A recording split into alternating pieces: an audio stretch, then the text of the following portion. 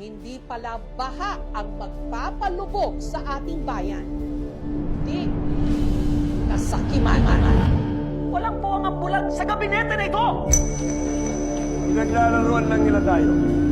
Paano ang ating mga negosyo? Negosyo! Bayan o sarili pumili ka! Paano ninyo nasisikmurang pag-usapan ng negosyo kung mangalipin tayo sa sarili nating bayan? Hindi, hadas! Nasisikmura ba ng gabinete ang ganitong ataksilan? Wala! Mga kapatid, mayroon tayong mas malaking kaway ang ating sarili. Kailangan natin ng isang radikal na pagbabago. Tama, General Luna. Kailangan na tayong kumilos.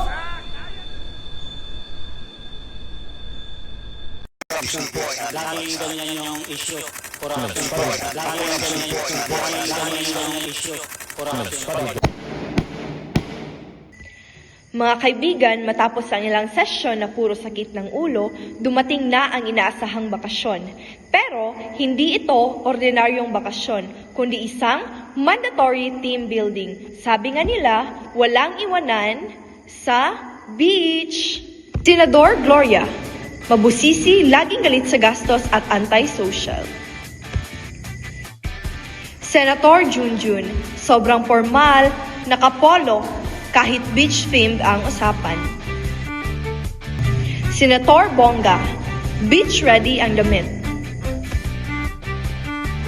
Senator Ganda, naka-sunglasses sa loob, laging may pogi points agenda.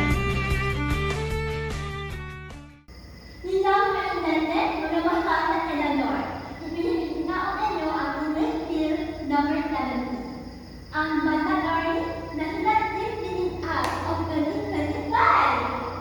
Hindi po ito luho, kundi National Dental Health Strategy. Isipin niyo, kapag nagbalik ang lahat, sino yan? Ang hero profit. Hero problema. Hindi formal ang peace sign sa session hall ng Senado dahil ito ay itinuturing na casual o simbolikong galaw lamang. Ang Senado ay isang formal na institusyon kung saan inaasahan ang respeto, disiplina at wastong asal sa lahat ng kilos at anyo. Kaya, ang paggamit ng peace sign ay hindi akma sa dignidad at formalidad ng lugar. Mahal na din ang Presidente, natanungin ko ang sponsor, Senadora Abragan po, base sa Seksyon 5 ng inyong panukala, ang mandatory outing ay isasagawa sa Boracay, Palawan, Cebu at Siargao ng sabay-sabay. Alam niyo ba kung magkano ang cost ng eroplano para sa 110 milyong Pilipino? Hinang Ananoria, may pagkakaroon ang isang aeronal na pag-aari ng income na illegal. Ang isa ko itong investment na happiness! Happiness, sa line item nakalagay 50 bilyon para sa matching Lodi t-shirt at 10 bilyon para sa unlimited mango shake. Hindi yan investment, konsumo yan.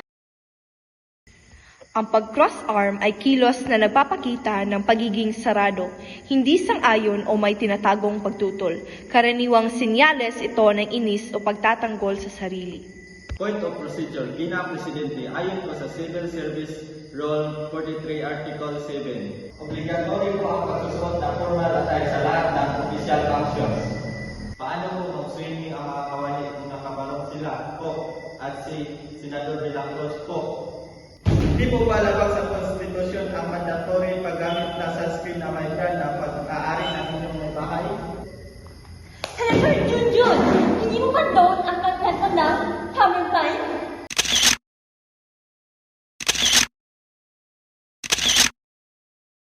Hepepe, mga ating sibuyas, hindi na relatable ang barong sa beach. Ang importante ay ang vibes. Sa panukala po, gawin natin national hashtag ang outing sa bawat Pilipinong mag-post ng hashtag Bongga Mandatory Fund ay may 500 incentives. Ang kalalabasan ng bawat panukala, banding o budget. Ginang Presidente, Senadora Gloria, ha? Unfunded mandate po. Senadora Bongga, Hindi po. Senadora Ganda, Yes, yes, yes. Content is live. Senator Junjun, Ginang Presidente, hindi po nasunod ang proper attire sa debate. Walang decorum.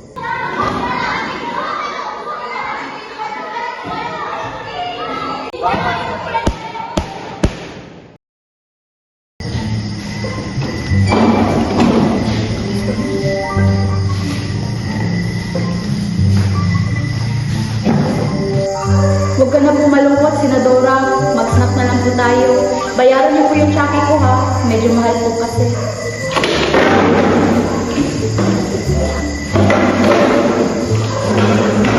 Bawal ang hindi formal na kasuotan, tulad ng beach attire ni Senadora Bongga. Kahit pa ang paksa ng usapan ay tungkol sa beach. Dahil may sinusunod na pamantayan at dignidad ang Senado bilang institusyong gumagawa ng batas. Ang session hall ay isang formal na lugar kung saan inaasahang ipakita ng mga mambabatas ang respeto hindi lang sa kanilang mga kapwa senador, kundi pati na rin sa taong bayan. Ang tamang pananamit ay sumisimbolo ng pagiging profesional at ng bigat ng tungkulin na kanilang ginagampanan. Kung papayagan ang hindi formal na kasuotan, maaaring mabawasan ang kredibilidad ng institusyon at magmukhang hindi seryoso ang mga diskusyon. Kaya't mahigpit na ipinapatupad ang dress code bilang bahagi ng pagpapanatili ng dangal at integridad ng Senado. Noite, povo, que eu cheguei. Mais outra vez apresenta meu baianão. Eu vou cantar com muita alegria. Eu vou apresentar essas baianas da Maria.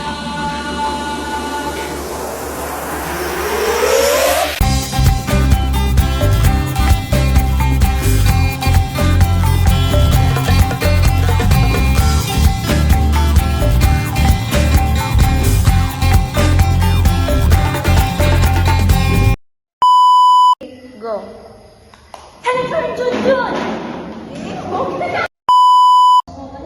Nabasa mo?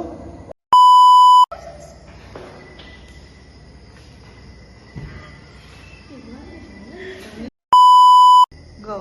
Point of procedure, Ginang Presidente, ayon po sa Article